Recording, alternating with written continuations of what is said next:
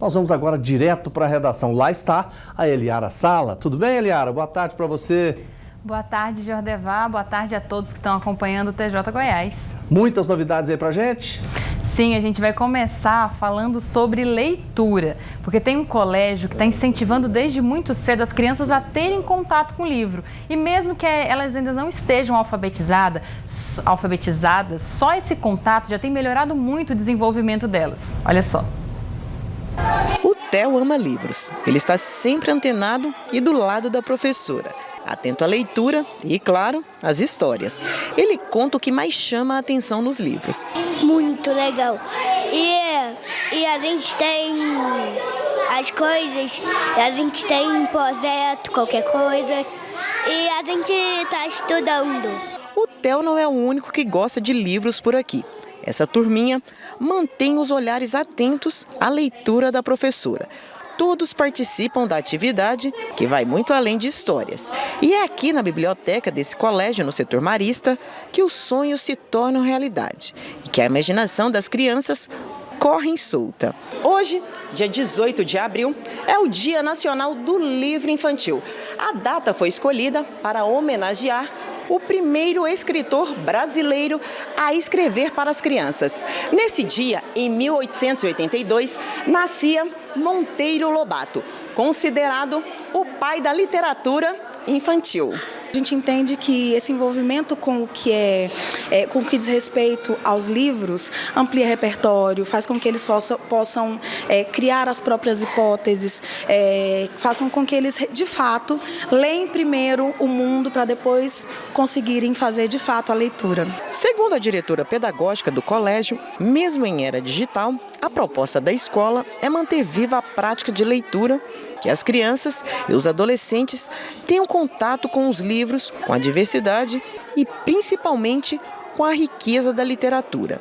É desafiador, nós estamos em uma educação tecnológica, inovadora, contemporânea, mas nós não podemos abrir mão dos livros físicos, porque são os livros que realmente desenvolvem inúmeras habilidades, a socialização, o reconhecimento do outro, a coletividade e principalmente o senso crítico. São vários espaços de leitura no colégio para atender o público infantil e também os jovens.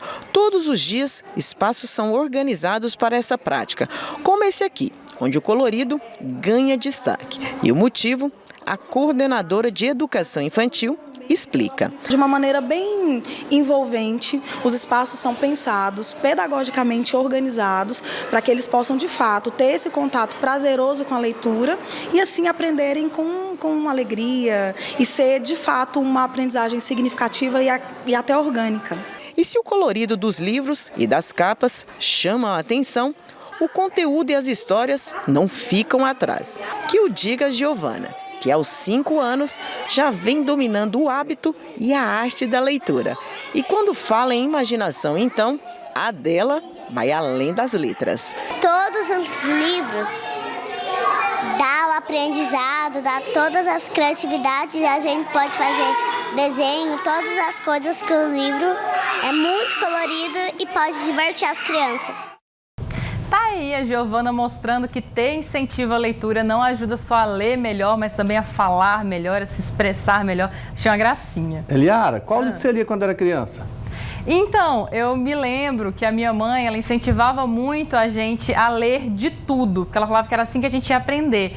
Mas um livro que é muito especial da minha infância é Poliana, né? Acho que marcou a vida de muitas moças aí também. Poliana foi um dos primeiros livros que eu li. Vamos falar agora de trânsito? Vamos lá, agora a gente muda de assunto para falar de um hábito péssimo, que é gente que fica no trânsito usando o celular. Além de atrapalhar o trânsito, porque o sinal abre, a pessoa está olhando para o celular, atrapalha a vida de todo mundo, ainda é muito perigoso. O Renato Violi fez uma matéria especial sobre isso. Hoje em dia é quase impossível não encontrar alguém que tenha pelo menos um telefone celular. Eu uso ele para trabalho, né? Então tudo que eu faço hoje é através do telefone, eu uso ele para trabalhar. Contato com a família. Contato com a família, trabalho. O problema é o uso, principalmente no trânsito. Basta parar em algum cruzamento ou semáforo para flagrar condutores com aparelho na mão. Cabeça baixa quase sempre é sinal do uso indevido. Já várias vezes, não vou mentir não, viu? Algumas vezes a gente pega e acaba atendendo. Erradíssimo, né? Porque, na verdade, o índice de acidente, né, que eu estava vendo agora do COTRAN, o maior índice de acidente em trânsito é a pessoa atender telefone. Quem tem esse hábito deve ficar atento e mudar o comportamento, pois configura infração de trânsito. O motivo é o desvio de atenção. A gente já sabe que o uso de celular com o trânsito, ou no trânsito, ele causa acidente devido à percepção do motorista diminuir bastante. Dados da OMS já falou para nós que em torno de 400%, nós temos um aumento de 400% de risco de acidente de trânsito quando o condutor utiliza o celular. A quantidade de multas aplicadas pela Secretaria Municipal de Mobilidade não para de aumentar. Em 2022 foram 12 mil. No ano passado, 30 mil infrações. E neste ano, nos 3 primeiros meses, já são quase 9 mil. E não são só os agentes de trânsito quem estão fazendo esses registros. As câmeras de monitoramento também estão sendo usadas. Falar ao telefone celular pode render multa de R$ 130. Se o motorista estiver segurando o telefone enquanto dirige, a penalidade aumenta para R$ 293,47. Uma nova modalidade também tem sido muito vista nas ruas. Motociclistas com adaptadores para telefone celular, muito usado por pilotos de aplicativo. Ele é muito importante nessa hora, né? Porque para mim ajuda. Quando eu paro no sinaleiro eu já olho se tem alguma mensagem, alguma coisa. O diretor de trânsito da SMM explicou que essa modalidade não está prevista em legislação, mas o código vem sendo aplicado tal como acontece para os carros. Agora o motociclista, né, usando o celular, claro, a gente sabe que é a fim de trabalho, muitos deles, né, mas é um comportamento muito perigoso. Por isso, as autoridades pedem mais conscientização do uso do telefone celular. É que a prática pode reduzir em até 30% a atenção dos condutores. E em caso de acidentes, quem mais sofre é o motociclista. Eu acho que o cara ele pode correr o risco dele, mas botar os outros em risco, cara, ele atrapalha o trânsito, o sinal abre, ele não passa, ele fica parado, ele atrapalha totalmente o trânsito. Péssimo esse hábito, né, Jordevar?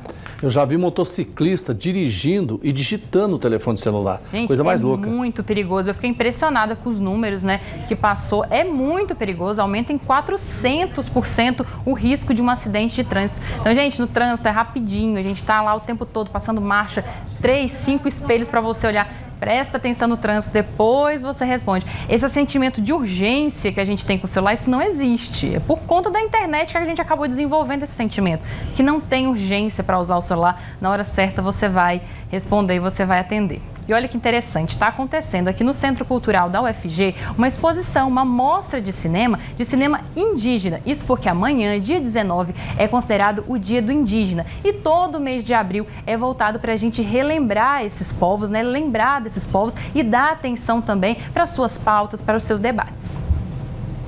Logo na entrada, as fotografias relembram a atuação de Dom Tomás Balduino, considerado o bispo dos povos originários e que se dedicou por décadas na defesa dos direitos indigenistas. Muitas das lutas travadas por ele foram motivadas pela insatisfação diante das injustiças sociais.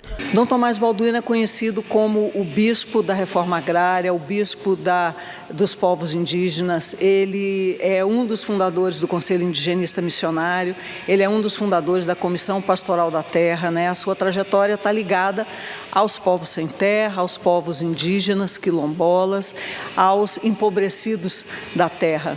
Mihan é líder do povo Caiapó. Ela lutou e continua batalhando pela causa dos povos indígenas e aproveitou para privilegiar a mostra que exibe filmes dirigidos por indígenas. Isso é maravilhoso, né? E pena que é pouco, mas existe, né? Tem a presença aí da Universidade Católica e foi muito bom. Mas só que está tendo assim, falando, precisa de ação, precisa de prática, precisa de aproximar mais de nós, precisa nos ouvir mais. E não só uma tarde ou uma manhã do Abril Indígena no Brasil. é necessário ouvir-nos mais. Esse cineasta não faz parte de nenhuma tribo ou aldeia indígena, mas se apaixonou pela cultura do povo, que é a base das raízes da humanidade. Por isso, trabalha com eles e admira as lutas de cada comunidade. Diversas etnias hoje produzindo no Brasil, do sul ao nordeste, assim, então a gente vai ter a oportunidade aqui de assistir filmes muito interessantes assim de várias regiões assim e que de alguma maneira falam sobre essas questões hoje assim no território nacional inteiro, assim, e a partir do ponto de vista desses indígenas, né? Grande parte das produções apresentam um forte olhar político que percorre cidades como Goiânia, Catalão, Quirinópolis e Corumbá de Goiás. A mostra Dom Tomás Balduino de Cinema Indígena se encerra amanhã, na sexta-feira. E por aqui, os telespectadores vão poder assistir algumas das produções cinematográficas que foram realizadas em algumas aldeias e tribos indígenas, não só de Goiás, como em vários territórios do Brasil. As sessões começam às 4 horas da tarde, mas também tem uma que começa às 7 horas da noite. Tudo é gratuito e faz parte da programação da Semana dos Povos Indígenas, que é feita pela PUC Goiás em parceria com a UFG e outras universidades. A roteirista e diretora de cinema conta que o objetivo é promover um encontro com lideranças indígenas e conscientizar a população para que todos, unidos, lutem pela garantia dos direitos humanos. Acho que a pessoa vai sair daqui com essa impressão de que existem muitos mundos dentro do mundo.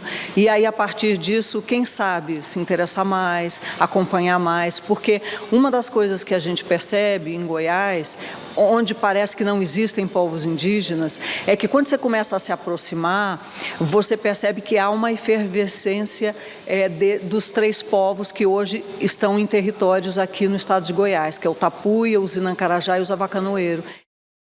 E uma informação interessante é que a Miran, que aparece, né, aí na reportagem, ela é a primeira indígena, ela é da etnia Caiapó, mas ela é a primeira indígena no estado de Goiás a se formar na Faculdade de Direito. É a primeira advogada indígena do estado de Goiás, lá em 1979.